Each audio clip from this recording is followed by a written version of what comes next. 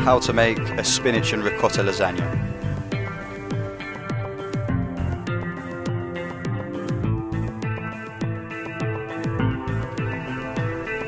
To make this dish, you're going to need 850 millilitres of milk, 50 grams of plain flour, 50 grams of butter, 3 or 4 bay leaves, about 12 sheets of lasagna, 600 to 800 grams of fresh young leaf spinach, 250 grams of mozzarella, 225 grams of ricotta cheese, 3/4 of a teaspoon of ground nutmeg, 500 grams of tomato sauce. Firstly, make a bechamel sauce by adding the milk to a saucepan, add the butter and the flour and also the bay leaves. Cook over a medium heat, stirring continuously, and whisk the sauce as it begins to thicken, making sure it doesn't stick to the bottom of the pan. Season the sauce well with salt and pepper and allow it to simmer for around 5 minutes until it's really started to thicken up. Then, as an optional extra, turn the bechamel into a Mornay sauce by adding grated cheddar cheese to it. Whisk in the cheese and add the ground nutmeg.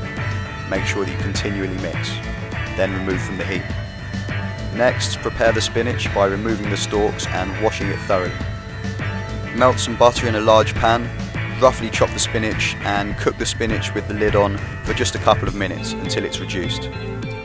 Next, get the spinach in a sieve and make sure that you've removed any excess water from it. Get it back in the pan and add about 1/4 of the white sauce to the spinach.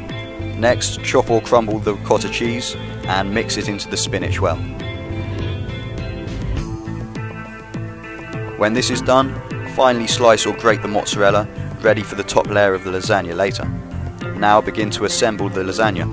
Use a layer of the white sauce on the base, then spread some spinach over the base, followed by a layer of tomato sauce, and add some lasagna sheets. Now we're using lasagna sheets that cook while the dish is in the oven, but if you need to boil your pasta first, then you'll need to do this before you assemble the lasagna. So once your first layer of lasagna is assembled, just repeat. You should have enough filling and pasta for at least 2 more layers. If the pasta doesn't quite fit the lasagna dish, break it into pieces so that it reaches the edges.